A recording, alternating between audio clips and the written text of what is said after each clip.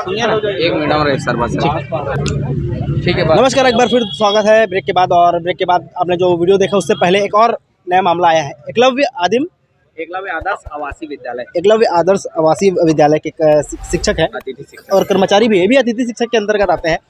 सबसे पहले बात करेंगे, आप लोग यहाँ पर आए हैं, किस लिए आए हैं?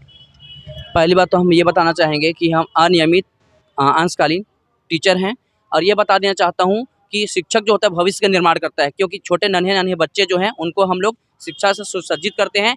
जब दुनिया में कोविड का डंका बजा, डंका नहीं मेरे को बोलता हूँ कि उसका जो प्रकोप, तो इस प्रकोप से पूरा देश दुनिया हिल गया। और लेकिन उसके बाद पता चला कि किसी का कुछ नहीं हुआ। क्या हुआ? तो शिक्षा का स्तर पूरा नीचे चला गया। अब वो बीड़ा हम उठा रहे हैं और हमारे देश ही नहीं पूरा मतलब प्रदेश और पूरा दुनिया देख रहा है कि शिक्षा का स्तर कैसे उठाया जाए। अब इसके लिए हम ही मतलब पूरा अपना धन बल हर चीज़ न्यौछावर करने के लिए तुले हैं। लेकिन प्रदेश छत्तीसगढ़ प्रदेश के जो अभी वर्तमान जो आपका सरकार है, भूपेश सरकार, गोबर तक का कीमत समझ रही है, लेकिन हम मतलब जो आपका टीचर हैं इसका जो कीमत नहीं समझ रही है। हमको लोगों को इतना टॉर्चर करना पड़ता है कि हम लोग का मतलब आवासीय विद्यालय है, रात तक का हम लोग रहते हैं वहाँ, कोई दिन नहीं होता। मतलब समझ सकते हैं कि 24 घंटा कोई काम नहीं कर सकता, लेकिन हम लोग 24 घंटा मेंटलिटी रूप से काम करते हैं। पूरा देश के शिक्षा के लिए हम न्यौछावर हो रहे हैं, लेकिन हमारे लिए कुछ नहीं। हम लोग को नियमित किया जाए और नहीं तो कम से कम हम लोग को जॉब सिक्योरिटी किया जाए। यहाँ एसी से लेके और पता नहीं मतलब उसके अंडर में जो भी कर्मचारी जो भी आता है, जैसे प्रिंसिपल होते हैं आपके प्रभारी, पता नहीं क्या क्या टॉर्चर इससे सहते हैं हम लोग। कितने सालों से काम कर रहे हैं आप लोग? मेरा हुआ है 1 साल, लेकिन इसके पहले 9 साल का 9 साल से मैं टीचर एक्सपीरियंस से है ना। तो ये 7 साल से कर रहे हैं यहाँ। अब सोचिए 7 साल बहुत बड़ा समय होता है। यहाँ तो एक समय में आदमी फ्रस्ट्रेशन आके सुसाइड कर लेता है। क्या यही चाहता है कि टीचर जो भविष्य का निर्माण करने वाला है वो भी इस तरह अपना जीवन का बलिदान कर दे? सुसाइड नहीं कीजिएगा। नहीं। कितना मानदेय मिलता है राशि? बहुत कम मानदेय मिलता है हम लोगों को सर, 15,000 16,000 मिलता है बस, इससे ज़्यादा मानदेय नहीं मिलता अपने को। अभी महिला है, अभी कर्मचारी संघ के हैं, शिक्षक हैं, अलग अलग जिलों में आके काम करना पड़ता है। ऐसा मैं भी शिक्षक विद्या में काम के दौरान उसमें दो नम एकलव्य बिल्कुल अलग है, लेकिन शिक्षक तो शिक्षक ही होता है, चाहे किसी भी विभाग का रहे। तो अलग जिले से दूसरे जिले में भी जाना पड़ता है काम करने? नहीं जाना, एक ही जिले में करना हमें पड़ता है। एक ही जगह रहना आप कौन पड़ेगा। जिले से आते हैं? महासमुंद। महासमुंद से। हाँ, महासमुंद आपकी भोरी क्या वही से। एक ही मांग है? हाँ, की मांगे दिक्कत हमको कहाँ पर होती है? शिक्षक नियमित है। किया जाए, जॉब सिक्योरिटी चाहिए हमको। कभी भी हाँ निकाला जा सकता है। हाँ, कभी भी निकाला जा सकता है और हमको मजदूरी पे के बेस पे हमको पेमेंट दिया जा रहा है। जैसे 30 दिन होते हैं, आप हाँ। 4 दिन छुट्टी ले लिए संडे के अलावा छोड़ के। हाँ, 4 दिन तो में उसका मिल नहीं जाएगा। मिलेगा। 4-5 तो संडे रहते हैं, फिर सरकारी छुट्टियां रहती हैं, फिर हमको भी पर्सनल छुट्टियां लेनी पड़ती हैं, तो उसमें पूरा पेमेंट कट जाता है। सर 15 दिन का दशहरा दिवाली का छुट्टी रहता है, बोला जाता है कि जश्न मनाया जाए, हमारे 15 दिन का पेमेंट कर जाए, क्या जश्न मनाएंगे? जश्न में भंग हो जाता है।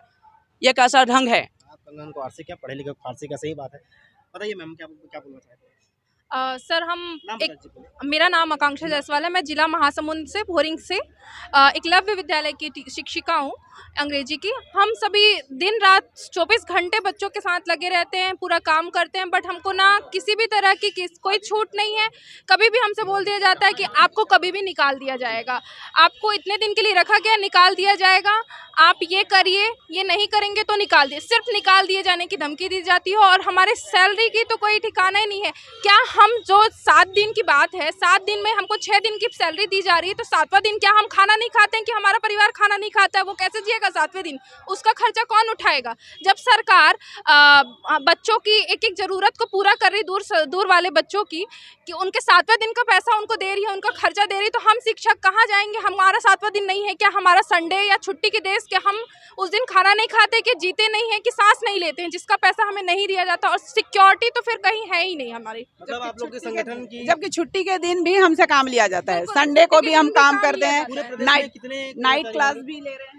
हमारे यहाँ 417 कर्मचारी हैं एकलव्य आदर्श आवासीय विद्यालय में। छटनी वगैरह ऐसा कुछ है? क्या होता है छटनी? बीच में ऐसा तो है बीच में नहीं सर, लेकिन कुछ भी कर देते हैं, कुछ भी कर देते हैं। ये मतलब तानाशाही जो बोला जा सकता है, पूरा तानाशाही। कब किसको क्या रखेगा कोई अस्तित्व नहीं है। आपके माध्यम से हम यही पहुंचाना चाहते हैं संदेश कि एकलव्य स्कूल, जिस प्रकार से एकलव्य का कोई गुरु नहीं था, लेकिन उसने क्या जुनून के जरिए क्या कर दिया, आगे सबसे बड़ा धनुर्धर बन गया। तो मैं चाहता हूँ कि हम टीचरों को कम से कम इसका सही मतलब हमको देखा जाए, जॉब सिक्योरिटी दिया जाए, इतना ही आग्रह है। नहीं तो भूचाल आएगा, दस्ते नाबूद हो जाएगी ये सरकार। क्या बोलना चाहती हैं? ये बोलना चाहती हूँ सर कि हमें ज्वाइनिंग दी गई है, लेकिन ज्वाइनिंग लेटर या कहीं पर लिखित कुछ नहीं दिया गया है कि हम इस स्कूल के कर्मचारी हैं या हम इस स्कूल के शिक्षक हैं। कोई लेटर नहीं, कोई इसी की तरफ से कोई भी प्रूफ नहीं है हमारे पास कि हम इस स्कूल में वर्क कर रहे हैं। हमें रजिस्टर में अटेंडेंस साइन कहीं पर भी अलाउड नहीं है। हमको कुछ भी नहीं मिलता है इस तरह का प्रूफ कि हम आगे जाके अपनी सेफ्टी के लिए खुद भी कुछ कर सकें। ये कोई सिक्योरिटी कहने का सार ये है एकदम के कि इनकी जो सिक्योरिटी है भविष्य में कभी भी नहीं निकाला जा सकता है। अगर फ्यूचर में अगर करीब 5 साल या 6 साल काम कर रहे हैं, एकदम मैं सामान्य तौर पर जितने भी दर्शक हमारे देख रहे हैं मैं आपको बता देना चाहता हूँ, मैं समझ गया हूँ। अगर कोई आदमी 9 साल से काम कर रहा है इन्हीं के विभाग में शिक्षक रूप में, उसे तत्काल कभी भी निकाला जा सकता है। ये नहीं बोला जाएगा कि आपको निकालने की वजह क्या है, आपको निकाला जा सकता है और उसकी जगह कोई परमानेंट टीचर या फिर उसी के बेस पे कोई और टीचर आके अपने उस पौधे को संभाल सकता है। लेकिन नियम यहाँ पर ये गलत होता है। अगर जो कर्मचारी 9 साल से काम कर रहा है तो उसके जैसा एक्सपीरियंस क्या वो नया आदमी आया है वो क्या वो बच्चों को पढ़ा पाएगा जो 9 साल में जो काम पढ़ा चुका है।